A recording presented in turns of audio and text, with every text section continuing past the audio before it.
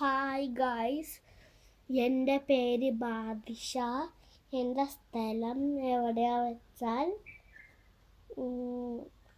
കോളിയാടി, വയനാട്.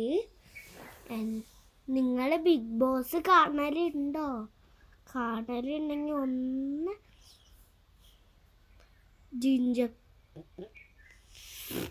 എനിക്കിഷ്ടം ജിഞ്ചപ്പനാണ്. നിങ്ങളെല്ലാവരും ജിഞ്ചപ്പൻക്ക് വോട്ട് കൊടുത്തിട്ട് ജിഞ്ചപ്പനെ കപ്പ് വാങ്ങും.